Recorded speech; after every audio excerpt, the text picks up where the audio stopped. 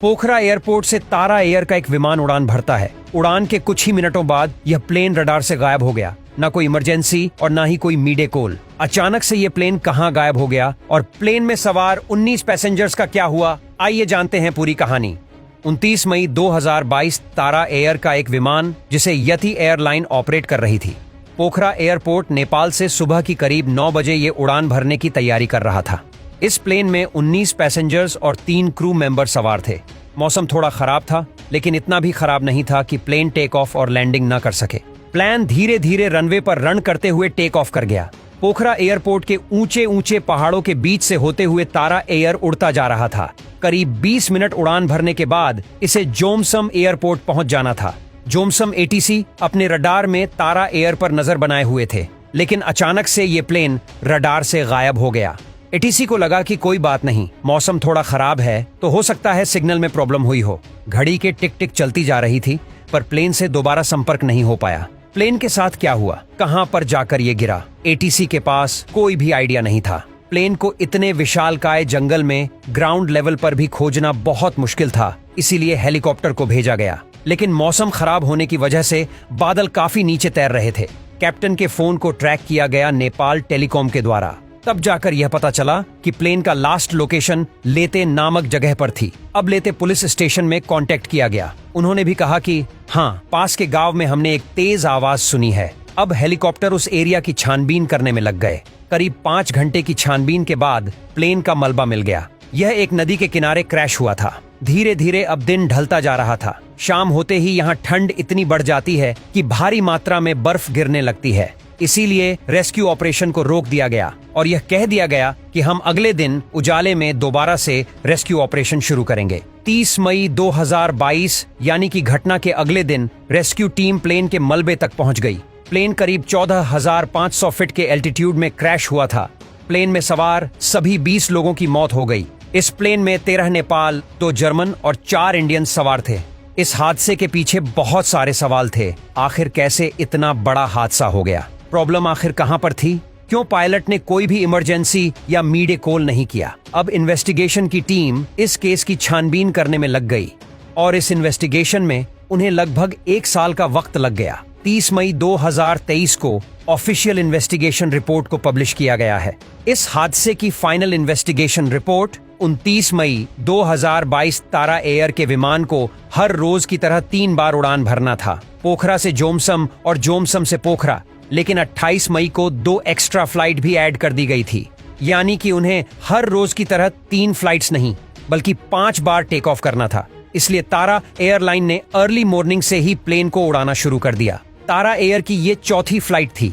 भले ही ये फ्लाइट्स 20 से 25 मिनट्स की होती है, लेकिन फिर भी एक फ्लाइट को प्रिपेयर करके डेस्टिनेशन तक पहुंचाने में बहुत वक्त लगता है। तारा एयर जब जोमसम के एरिया में पहुंचा तब उसे पता चला कि जोमसम का मौसम खराब हो चुका है, इतना खराब कि उस एयरपोर्ट को बंद करना पड़ा। तारा एयर के पायलट ने ये डिसीजन लिया कि हम वेट करेंगे जब तक कि मौसम ठीक ना हो जाए, लेकिन यहीं पर हो गई बहुत बड़ी गड़बड़ी।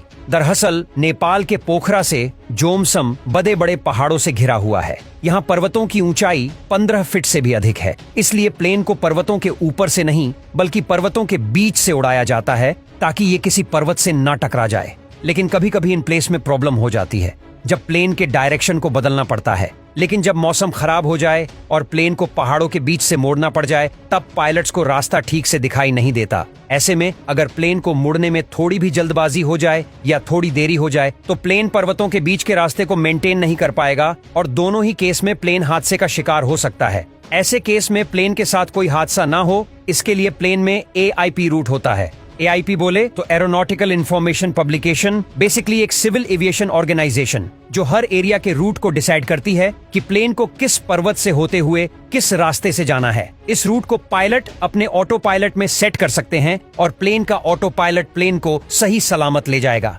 ये AIP रूट चार्ट यहाँ रेड लाइन AIP रूट को दर्शाता है। यहीं से होकर प्लेन को जाना था, पर तारा एयर ने इस रूट के हिसाब से प्लेन के डायरेक्शन को नहीं मोड़ा। वो इस रूट से प्लेन को ले गया। यहाँ पर पीले और लाल रंग का जो दिख रहा है ये बेसिकली छोटे और बड़े पर्वत है। बादलों की वजह से वो ठीक से देख भी नहीं पाए और गलत रूट पर प्लेन चला गया। अब यहाँ पर यह सवाल आता है कि आखिर इतनी बड़ी गलती हुई कैसे? उस क्या को पायलट ने कैप्टन को रोका नहीं कि सर जी हम तो गलत डायरेक्शन में जा रहे हैं? वेल यहाँ पर कॉकपिट वॉइस रिकॉर्डर ने एक बहुत बड़ा खुलासा किया। दरअसल जिस वक्त ये हादसा हुआ उस वक्त कॉकपिट में एक ही पायलट था। तारा एयर को एक ही दिन में 5 बार उड़ान भरना था। इसके लिए 1 से अधिक पायलट्स भी थे। तारा एयर के तीसरी फ्लाइट के बाद कैप्टन की छुट्टी हो चुकी थी। वो कैप्टन अपने घर जा रहे थे। अब यहाँ पर चौथी फ्लाइट के दौरान 2 नए पायलट्स प्लेन को उड़ाने वाले थे, पर इन दोनों पायलट्स ने लास्ट फ्लाइट के जो पायलट थे जिसकी छुट्टी हो चुकी थी, वो इसी फ्लाइट में घर जा रहे थे। यहाँ पर उन दोनों ने पायलट्स ने कहा कि भाई प्लेन को आप ही उड़ाओ। छुट्टी होने के बावजूद भी वो कैप्टन चौथी बार प्लेन को उड़ाने लगा। अब वो दोनों पायलट्स कॉकपिट को छोड़कर पैसेंजर्स की सीट में जाके बैठ गए। अब कॉकपिट में सिर्फ एक ही कैप्टन था जो पिछले 2-3 फ्लाइट्स को भी उड़ा चुका था। एक अकेला पायलट ऐसे एरिया में प्लेन नहीं उड़ा सकता जो चारों तरफ पहाड़ों से घिरा हुआ हो, खासकर तब जब मौसम बेहद खराब हो। कॉकपिट में कैप्टन और को पायलट होता है जिसे पीएफ और पीएम भी कहते हैं। इट मीन्स एक पायलट प्लेन को उड़ाने में फोकस करता है, वहीं दूसरा पायलट प्लेन के इंस्ट्रूमेंट्स को, फ्लाइंग रूट को मॉनिटर करता है ताकि प्लेन में सब कुछ सही से हो सके। पर अफसोस तारा एयर के साथ ऐसा नहीं हो रहा था। कैप्टन अकेले प्लेन को सही वक्त पर सही दिशा में मोड़ नहीं पाया। प्लेन के ऑटो पायलट में AIP रूट को डाला भी नहीं गया था। कैप्टन प्लेन को मैन्युअली ही फ्लाई कर रहे थे और अक्सर ऐसे केस में इंसानों से गलती हो जाती है।